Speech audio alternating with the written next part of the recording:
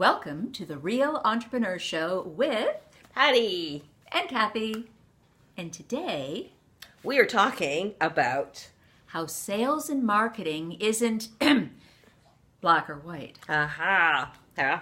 We've got to have a prop. We always have to have something. And I'm wearing my virginal white, and you've got your Satan, your black as your soul.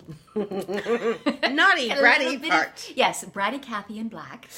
Yes. And saintly Patty in I white. know. Shine my halo, polish it. It's very tarnished, but anyways. That's okay. And The lighting helps. So what happens is that I was just at a workshop, and I bought somebody's book on sales.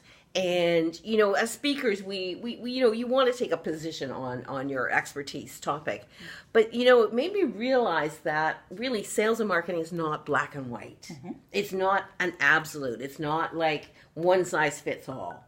Yeah. And it's hard to, you know, you have to have some consistency. Like when you go deep and you say, this is your ideal market and here's your message. Yeah. But even there can be variations. Oh, yeah. I mean, I think this is the thing that I'm always saying to clients is that it's really about, and this is why on the show we talk about being real, because it's really about going deep and realizing that every story is unique. You know, it's what I always say is it's an intimate conversation you're having with you and that ideal client. And the same as when you get to talk to them in a sales call, I'm sure. So that is always going to be different, you know. So you're going to bring your expertise to it and so on. But what you want to be doing is really, again, being in the moment. Patty and I are big fans of improv. Yay. And I hope you guys are doing that. So much of the show is improv.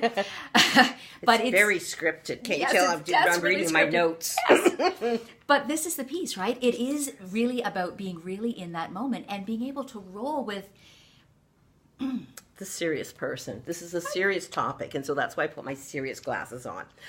Yes, that's why I've got a jazz mug. It's very serious. I won't tell you what's in it. Yes. So your point is great, but you know, even within your target market, people will have different personalities. Mm-hmm. You know, some will be more analytical. Exactly. Where you wear the smart glasses, and some will be more casual and they're chatty, and the other one will be more driven, get to the facts, even though they're all your ideal markets. Exactly. And this is exactly. So you gotta adapt to their style. Well, it's funny that you say that because I had a client who asked me what kind of a listener I was. You know, this client had a sales background like you do. I don't like labels anyway. I know. You know, but the thing was, I explained to him that when I've done a lot of interviews over my career, and a lot of them on the phone. And so when you would be on the phone, and you know this from sales, but if you've never met this person before and you're interviewing them as I've done, you're picking up the phone and in literally like a half a second, I am registering their energy level and I'm mirroring that, not consciously, but because I want them to feel that comfortable. And if they're a big talker, if they're a fast talker, if they're quiet, they would never know that I have a lot of energy if there's somebody's like, yes, well, Kathy, I don't know. And I slow right down, right? And that's brilliant for being just instinctively. That's brilliant advice for sales conversations, because you do want to mirror somebody because you want them to like you.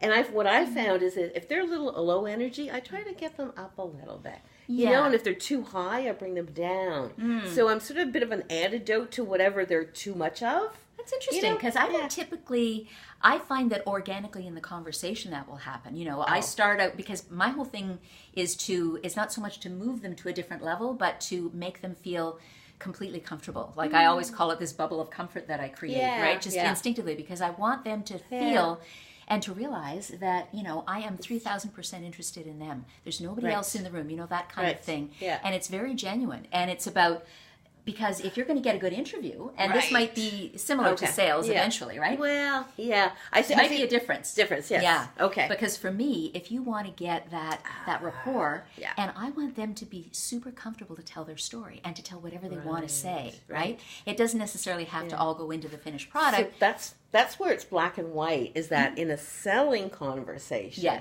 is you do want to be persuasive, and you want them to be in a position of change, because you're asking them to change something of what they're doing now. Yes, exactly. So the writing is different. There is a difference. It's so funny because we're always finding things that overlap about what both of us do. Yeah. And this is really cool.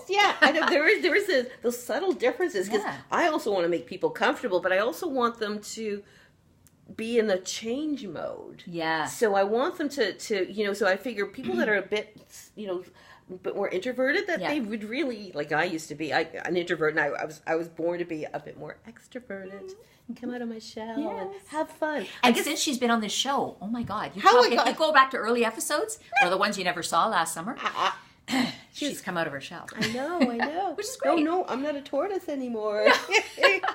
But it's really interesting that we talk about this because the marketing piece, we've often, Patti and I talked about what is it exactly, where does it bridge, what she does in sales and marketing and what I do. And, I do content marketing, I do website copywriting, so it is persuasive writing at that stage. But what's interesting is it's helping them figure out where they fit, my clients, in the market and how they differentiate themselves. But to start with, we have to go deep and create that space of comfort so that they're able to say what they have to say, and out of that comes their distinction and comes their voice and comes their message, right? Because we've gone to that space where they feel comfortable to really share it. And you don't have like, it's not black and white. You don't have this magic formula. You ask these 5 questions and you get their essence. Exactly. It doesn't work that way. Copywriting isn't black and white, nor is sales, nor is marketing. Because every person you talk to is different.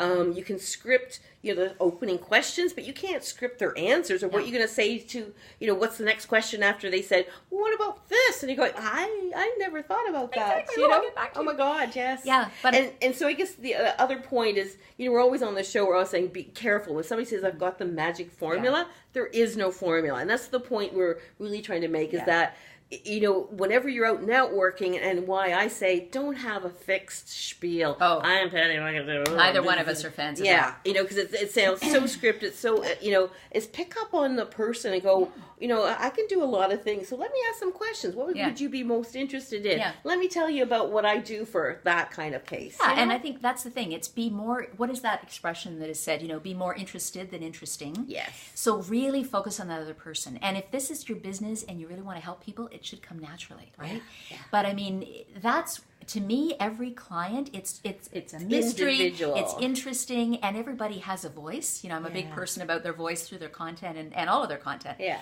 And that's the piece, right? You're not going to find their voice until you go deep, and that isn't black and white either. No, that's right. So how can the copy, how can the sales be? The pitch, the formula. That's why the formulas don't work, because, you're different than the person who invented the magic formula. So if we're dissing formulas, they're thinking, what the heck do I do then? How do I do the sales? How do I do the copy? I would just say, really be genuine. Present. Just be present. Be yourself. And listen and really connect with that person. Yeah. That was a theme. I was just at a speaker school all weekend, and that was a continuous theme from everyone: is be curious. Mm-hmm. They in yoga they talk about the meditation, the beginner's mind is go with curiosity. So what makes you tick? Mm-hmm. There's always something good and unique in each person. Yeah. What are they from? And just be curious. That's it. I mean, my secret sauce is be curious and caring. Yeah. Is like you said, be interested, not interesting. Yeah. Exactly. Yeah. And that's my big passion always, is to find out how people tick, what makes them tick. Yeah. So me too. It's always been that, right? But we do go from black and white, different angles. Because I do want to sell them something eventually. Sometimes it's good to mix the black and white. You already sold them by the time you go deep. You've already sold them. Oh yeah, so we're bonded. Yeah. So I'm still in the introductory stage where I need to know them and get them to go to where I want them to go. I mean, we should pair up. I'll connect with them and I'll just tell them. Talk to me for sales. Yeah. So don't ever take somebody's expert's advice as solid gold. Is adapted to your own. Be suspicious of formulas. Yeah. Seriously. Yeah. Exactly. It's not black and white. See you soon. Bye.